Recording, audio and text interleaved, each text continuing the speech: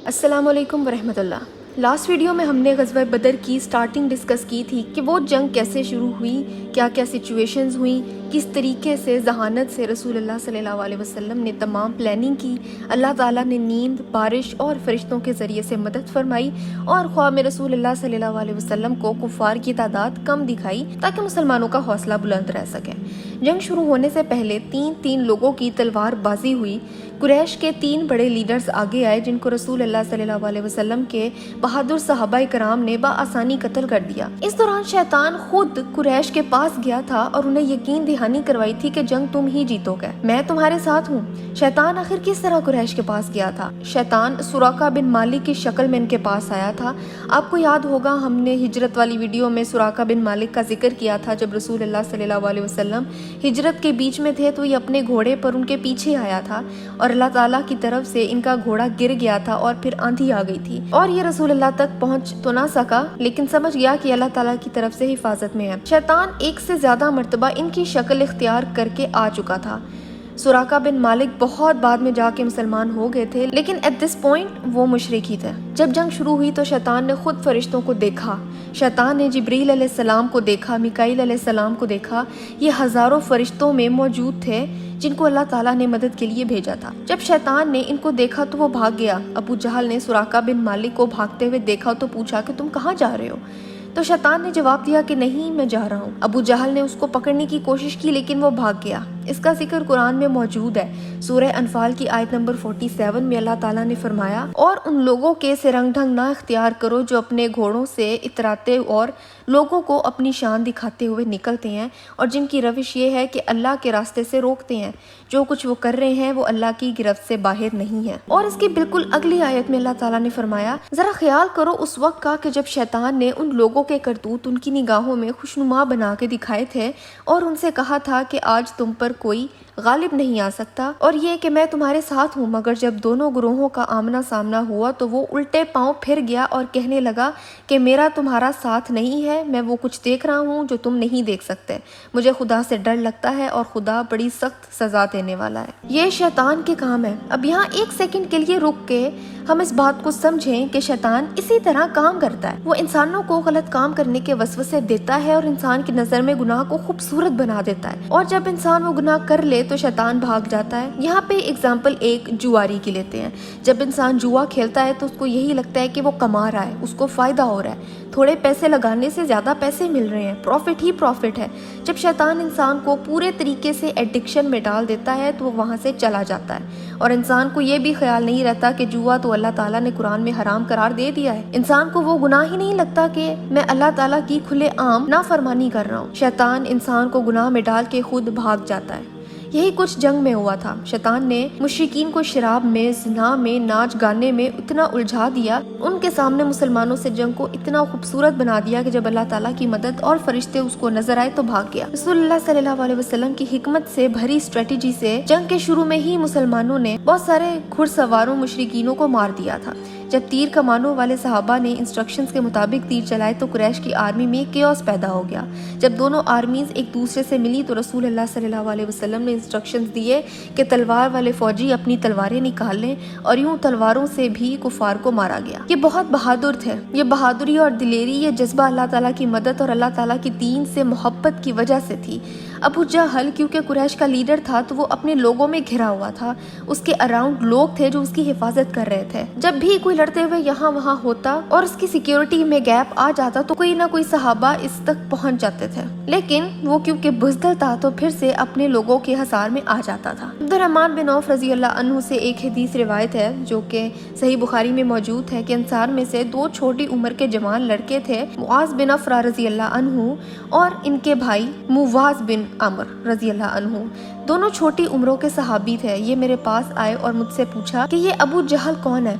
मैंने उन्हें देखा और कहा कि तुम्हें क्या काम है अबू जहल से, वो तो कुरैश की आर्मी का लीडर है। इन्होंने कहा कि हमने सुना है कि ये रसूलुल्लाह सल्लल्लाहु अलैहि वसल्लम के साथ बदजुबानी करता था, रसूलुल्लाह को बहुत ज्यादा तकलीफ पहुंचाई है इसने, आज हम इसका काम खत्म कर देंगे। अब अगर ये दोनों छोटे सहाबा बड़े होते तो वो अबू जहल तक ना पहुंच पाते کیونکہ وہ اپنی اسٹرانگ لوگوں کے بیچ میں محفوظ تھا۔ عبد الرحمن بن عوف کہتے ہیں کہ میں نے جب جنگ میں ابو جہل کو دیکھا تو ان دونوں کو بتایا کہ وہ رہا ابو جہل۔ یہ دیکھ کے وہ دونوں بہت خوش ہوئے۔ میں نے انہیں ابھی بتایا ہی تھا کہ وہ دونوں اس کی طرف بھاگے۔ یہ دونوں بآسانی ابو جہل کی سیکیورٹی کے بیچ میں سے گزرتے ہوئے اس کے پاس گئے، اس کو گھوڑے سے نیچے گرایا اور اس کو مارنے لگے۔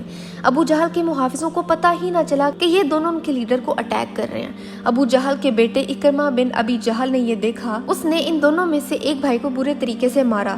اس نے معاذ رضی اللہ عنہ کو اتنا برا مارا کہ ایک نریشن کے مطابق ان کے ہاتھ کٹ گئے تھے۔ لیکن اتنی دیر میں ان دونوں نے ابو جہل کو اتنے برے طریقے سے مار دیا تھا کہ وہ زمین پر بے سدھ ہو کے تقریباً مردہ حالت میں پڑا ہوا تھا، صرف آوازیں ہی نکال پا رہا تھا، بھاری سانسیں لے رہا تھا، اتنے زخم کھا چکا تھا کہ حالت خراب ہی ہو چکی تھی۔ ان میں سے ایک بھائی نے آخری اٹیک کیا ٹو میک شور کہ اب یہ ہل بھی نہ پائے اور اچھے سے مر جائے۔ یہ قریش کے لیڈر کا حال ہے، بہت بڑا لیڈر جو کل تک شراب کے نشے میں دھت، زنا اور عیاشی میں مصروف رہا اور اسی عیاشی میں کہتا تھا کہ مسلمان کل ختم ہو جائیں گے، آج کم عمر انصاری مسلمانوں کے ہاتھوں قتل ہو گیا۔ معاذ بن افرا رضی اللہ عنہ جنگ بدر میں شہید ہو گئے تھے، لیکن ابو جہل کو جہنم رسید کر گئے تھے۔ ان کے دوسرے بھائی معاذ بن عمر رضی اللہ عنہ رسول اللہ صلی اللہ علیہ وسلم کے بعد بھی زندہ رہے۔ عبداللہ بن مسعود رضی اللہ عنہ سے روایت ہے کہ جنگ کے بعد رسول اللہ نے پوچھا کہ ابو جہل کہاں ہے، اس کے ساتھ کیا ہوا؟ عبداللہ بن مسعود رضی اللہ عنہ کہتے ہیں کہ جب میں اس کو دیکھنے گیا تو وہ اپنی آخری سانسیں لے رہا تھا۔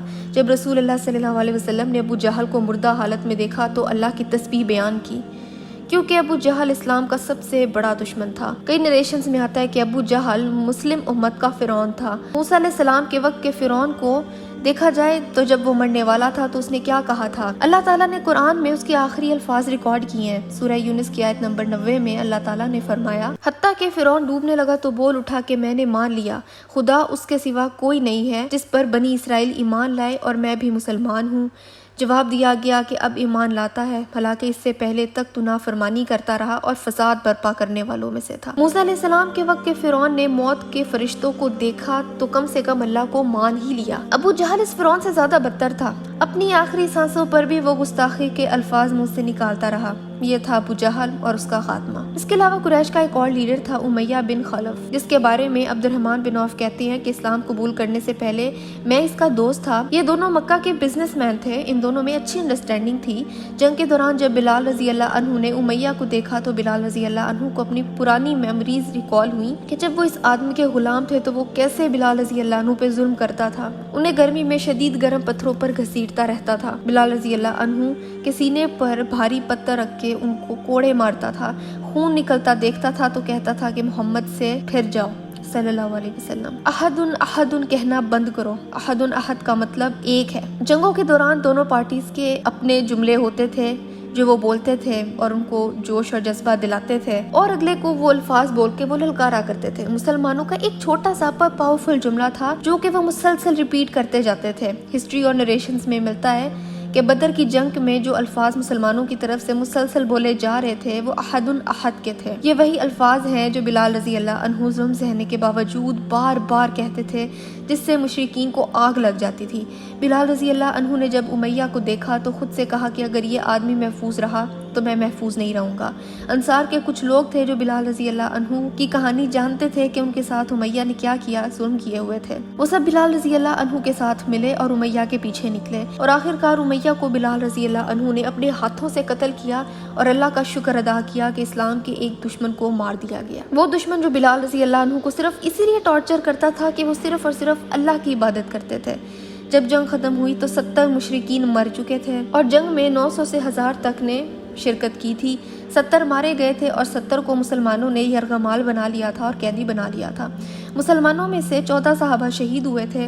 نمبرز اور فگرز کو دیکھے تو 313 کی تعداد میں سے 299 واپس جا رہے تھے اور جو مشرکین لڑنے کے لیے مرے جا رہے تھے، باقی جو بچ کے وہ بھاگ گئے تھے۔ ان کی عادت تھی کہ یہ جب جنگوں میں جاتے تھے تو اپنا مال، دولت، زیورات ساتھ لے کے آتے تھے اور جب بھی مشرکین بھاگ گئے تو اپنا مال پیچھے ہی چھوڑ گئے اور جو بھی مال وہ چھوڑ کے بھاگے وہ مسلمانوں کا مال غنیمت تھا۔ مسلمانوں کو اب رسول اللہ صلی اللہ علیہ وسلم نے حکم دیا کہ مال غنیمت کو سمیٹ لیا جائے۔ مسلمانوں میں سے جو 14 شہید ہوئے تھے، 8 انصاری تھے اور 6 مہاجر تھے۔ رسول اللہ صلی اللہ علیہ وسلم نے فوری طور پر 2 صحابہ کو مدینہ بھیجا تاکہ مدینہ والوں کو خبر دی جا سکے کہ کیا ہوا ہے۔ یہ خوشخبری تھی جو مدینہ پہنچی تھی کہ مسلمان جنگ جیت چکے ہیں، لیکن کچھ لوگوں کے لیے یہ بہت بری خبر تھی۔ ہم آگے جا کے دیکھیں گے کہ یہ خبر کن کے لیے بری تھی۔ رسول اللہ نے کن صحابہ کو مدینہ بھیجا تھا؟ عبداللہ ابن رواحہ رضی اللہ عنہ اور زید ابن حارثہ رضی اللہ عنہ، یہ دونوں مدینہ گئے تھے، اور جب یہ خبر مدینہ پہنچی تو مسلمان بہت زیادہ خوش ہوئے، کہنے لگے کہ اللہ تعالیٰ نے اپنا وعدہ پورا کیا ہے اور اللہ نے ہمیں فتح دلائی ہے۔ انہیں یقین نہیں آ رہا تھا کہ 14 سال تک جو لوگ ہم پر ظلم کرتے رہے تھے وہ آج ہمارے ہی ہاتھوں مارے گئے ہیں۔ مسلمان تو خوش تھے ہی، لیکن باقی اہل کتاب بنو قینقاع، بنو نذیر، بنو قریظہ یہ اپسیٹ ہوئے، غصے میں آ گئے، اور منافقین جن میں سلول شامل تھا جو رسول اللہ صلی اللہ علیہ وسلم سے نفرت کرتا تھا کیونکہ وہ مدینہ کا لیڈر نہیں بن سکا تھا، وہ منافق تھا، یہ بھی خوش نہیں تھا۔ یہ لوگ امید نہیں رکھتے تھے کہ مسلمان جیت جائیں گے، بلکہ یہ اس امید پر تھے کہ رسول اللہ صلی اللہ علیہ وسلم کو جنگ میں ختم کر دیا جائے گا، مسلمانوں کو مار دیا جائے گا، قریش جیت جائے گا اور ہم ایک بار پھر سے لیڈرز بن جائیں گے۔ یہ اتنا شدید غصے میں آئے کہ پلاننگز کرنے لگے، مسلمانوں کو باتیں کرنے لگے کہ تم لوگ جنگ میں اس لیے گئے ہو تاکہ مال غنیمت حاصل کرو، تم لوگ لالچی ہو، یہ ہو وہ ہو۔ یہ باتیں نچلی سطح پر ہو رہی تھی، پر اللہ تعالیٰ نے ان لوگوں کو ایکسپوز کر دیا، اور رسول اللہ صلی اللہ علیہ وسلم ان لوگوں کو جانتے تھے۔ رسول اللہ اور صحابہ کرام سب جنگ سے واپس آئے، اور مدینہ کے مسلمانوں نے جب قریش کے قیدیوں کو دیکھا تو سمجھ گئے کہ کچھ بہت بڑا ہوا ہے۔ سوچئے مسلمانوں کی اور اسلام کی کیا مضبوطی ہوگی، کیا گریس ہوگی جب مسلمانوں نے اس وقت کی سپر پاور کو ہرایا تھا۔ بدر کے مقام سے مسلمانوں نے 70 مشرکین کو قید کیا تھا، لیکن مدینہ آتے ہوئے راستے میں رسول اللہ صلی اللہ علیہ وسلم کو خبر ہوئی کہ ان میں سے 2 لوگ کرمنلز تھے، مجرم تھے۔ رسول اللہ صلی اللہ علیہ وسلم کے حکم سے انہیں راستے میں مار دیا گیا۔ یہ 2 مشرکین کون تھے؟ عقبہ بن ابی معیط اور نضر ابن الحارث۔ یہ دونوں اسلام کے دشمن تھے۔ ان دونوں نے نہ صرف رسول اللہ کو خود پرسنلی تنگ کیا تھا بلکہ مسلمانوں کو اسلام قبول کرنے کے لیے ستایا بھی تھا اور انہیں شہید بھی کیا تھا۔ ان دونوں کو مجرم ہونے کی بیس پر مار دیا گیا، اور باقیوں کے ساتھ رسول اللہ اور صحابہ واپس مدینہ پہنچے۔ رسول اللہ صلی اللہ علیہ وسلم نے ایک اناؤنسمنٹ کی کہ قیدیوں کے ساتھ اچھا سلوک کرنا، یہ تمہاری طرح انسان ہے، تم انہیں کھانا کھلاؤ، انہیں کپڑے دو، انہیں نقصان نہ پہنچاؤ، انہیں وہ سب پرووائڈ کرو جو انہیں چاہیے ہو، ان کے ساتھ اچھا سلوک رکھو۔ یہ سب نہ صرف احادیث کی کتابوں میں درج ہے بلکہ رسول اللہ صلی اللہ علیہ وسلم کے ان الفاظ کو ہسٹری کی کتابوں میں بھی لکھا گیا ہے کہ قیدیوں کو ان کے حقوق دینے کی بات کرنے والے سب سے پہلے لوگ مسلمان تھے۔ مسلمان وہ لوگ تھے جنہوں نے قیدیوں کو اپنے دشمنوں کو انسانوں کی طرح ٹریٹ کیا، انہیں 2 وقت کا کھانا کھلایا۔ یہ اس وقت کی بات ہے جب یہ رواج تھا کہ جنگوں میں حاصل ہونے والے قیدیوں کو 1 وقت کا کھانا بھی مشکل سے دیا جاتا تھا۔ سہیل ابن عمر ایک قیدی تھا جو مسلمانوں کے لیے بدزبانی کرتا تھا۔ وہ بولنے میں اتنا اچھا تھا کہ مسلمانوں کے خلاف مکہ میں لیکچرز دیا کرتا تھا۔ عمر ابن خطاب رضی اللہ عنہ نے جب اس کو دیکھا تو رسول اللہ سے کہا کہ مجھے اس کو مکہ مار کے اس کے دانت توڑنے دے تاکہ آج کے بعد یہ بولنے کے قابل بھی نہ رہے۔ رسول اللہ صلی اللہ علیہ وسلم نے فرمایا کہ میں رحمت بنا کے بھیجا گیا ہوں، ہمیں یہ نہیں سکھایا گیا کہ ہم قیدیوں کے ساتھ برا سلوک کریں یا ان کے جسم سے ان کے اعضاء نکال دیں۔ سبحان اللہ، اسلام سکھاتا ہے کہ قیدیوں کے ساتھ بھی حسن سلوک کرو، اور ایون جنگ کے دوران بھی انصاف کرنا ہے۔ مشرکین جو قیدی تھے وہ یہ سب دیکھ رہے تھے۔ صحابہ کرام کو انسٹرکشنز دینے کے بعد رسول اللہ نے ان سے پوچھا کہ ان قیدیوں کے ساتھ کیا کرنا چاہیے۔ ایک آپشن یہ تھا کہ ان کو ایک ایک کر کے مار دیا جائے، دوسرا آپشن یہ تھا کہ ان سے جرمانہ لے کے ان کو چھوڑ دیا جائے، کیونکہ انہوں نے مسلمانوں کے اگینسٹ جنگ میں حصہ لیا ہے تو ان سے پیسے جرمانے کے طور پر لے کے چھوڑ دیں۔ عمر رضی اللہ عنہ نے کہا کہ یا رسول اللہ، یہ ہمارے دشمن ہیں، یہ چھوٹ کر واپس جائیں گے، دوبارہ سے آرمی بنائیں گے اور پھر سے ہم سے جنگ کرنے آ جائیں گے، ان کو چھوڑنے کا کیا فائدہ ہوگا؟ بہتر ہوگا کہ ہم پہلے آپشن پر ہی غور کریں اور ان کو مار دیں۔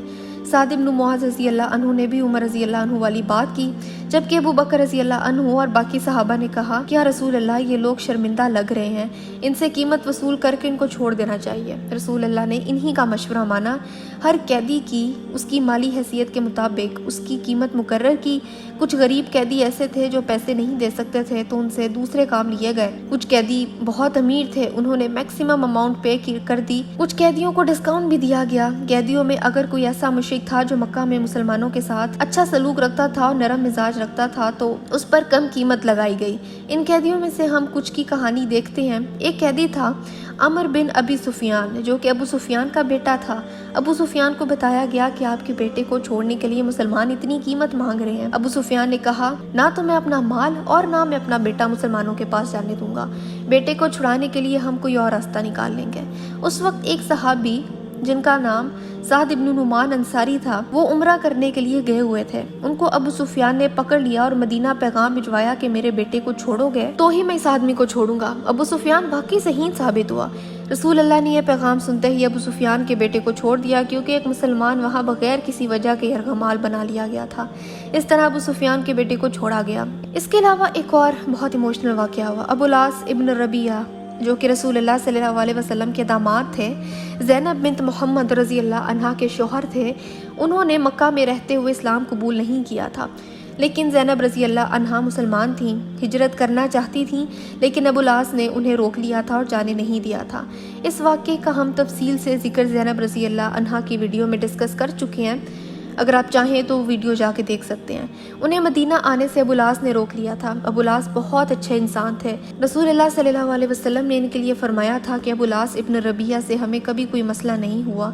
इसने हमारी बेटी को इज्जत दी, मेरी बेटी का बहुत अच्छे से ख्याल रखा। ये बुरा इंसान नहीं है, लेकिन ये मुशरिक है। लेकिन अब मसला ये था कि वो कैदी थे। वो मुशरिकों के साथ मिलकर मुसलमानों के खिलाफ जंग लड़ने आए थे। वो ये जंग नहीं लड़ना चाहते थे, लेकिन कुरैश की तरफ से प्रेशर इतना ज़्यादा था कि उन्हें ना चाहते हुए भी जंग में हिस्सा लेना पड़ा। अब कैदी बनने के बाद उनकी भी कीमत लगाई गई। उनके घर वालों को पैगाम पहुंचा दिया गया कि इतनी रकम दे के कैदी को छुड़वा लें। जब जुर्माने की रकम रसूल अल्लाह सल्लल्लाहु अलैहि वसल्लम तक पहुंची तो वो सोने का हार यानी नेकलेस की सूरत में पहुंची। ये हार रसूल अल्लाह सल्लल्लाहु अलैहि वसल्लम की पहली बीवी उम्मुल मोमिनीन खदीजा रज़ी अल्लाह अन्हा का था, जो कि उन्होंने अपनी बेटी ज़ैनब रज़ी अल्लाह अन्हा को तोहफे के तौर पर दे दिया था। रसूल अल्लाह को यह हार ज़ैनब रज़ी अल्लाह अन्हा की तरफ से मौसूल हुआ था और वो इस हार को अच्छे से पहचानते थे। ये देखकर रसूल अल्लाह की आंखों से आंसू जारी हो गए कि उनकी बेटी अपनी माँ के दिए हुए तोहफे को देकर अपने शौहर को छुड़वाना चाहती हैं। उन्होंने सहाबा कराम से पूछा कि तुम ठीक समझो तो यह हार ज़ैनब रज़ी अल्लाह अन्हा को वापस कर दो।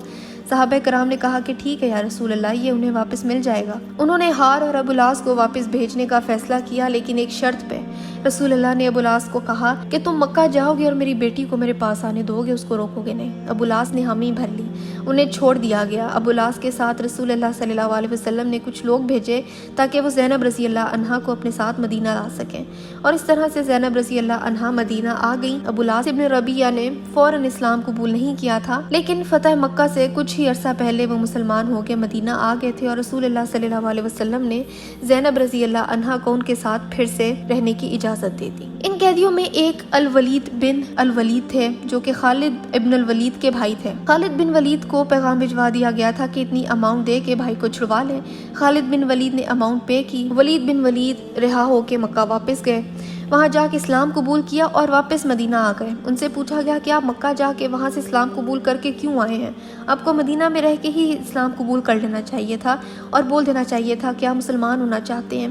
वलीद बिन वलीद रज़ी अल्लाह अन्हु ने कहा कि मैं नहीं चाहता था कि लोग ये सोचे कि मैं इस्लाम इसलिए कबूल कर रहा हूँ क्योंकि मुझे इनसे डर लग रहा है, क्योंकि मैं कैद में हूँ, क्योंकि मुझ पे प्रेशर है, तो मैं इसलिए इस्लाम कबूल कर रहा हूँ। बल्कि इन्होंने कैद में रहते हुए देखा कि मुसलमान कैदियों से कैसे हुस्न सलूक कर रहे हैं और उनके तौर तरीके कितने अच्छे हैं। उसी दिन एक और कैदी लाया गया जिसका नाम वहाब इब्नु उमैर इब्नु जुमाही था। इस कैदी के वालिद सफवान इब्नु उमैया के दोस्त थे जिनका नाम उमैर अल जुमाही था। उमैर अल जुमाही ने अपने इस दोस्त से कहा कि अगर मेरे इतने बच्चे ना होते और मुझे इतना ज्यादा काम ना होता और मुझ पे इतनी जिम्मेदारियां ना होती तो मैं खुद मदीना जाके मोहम्मद को कत्ल करता और अपना बेटा वापस लेके आता सल्लल्लाहु अलैहि वसल्लम। सफवान ने कहा कि देखो, तुम्हारी फैमिली का मैं ख्याल रखूंगा, तुम्हारे कर्जे मैं उतार दूंगा, तुम्हारा कारोबार मैं देख लूंगा, तुम जाओ और अपना बेटा वापस लेकर आओ।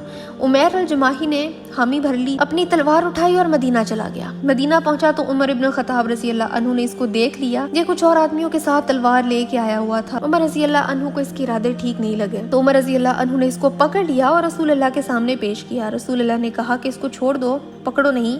फिर फरमाया कि ऐ उमैर, तुम यहाँ क्यों आए हो?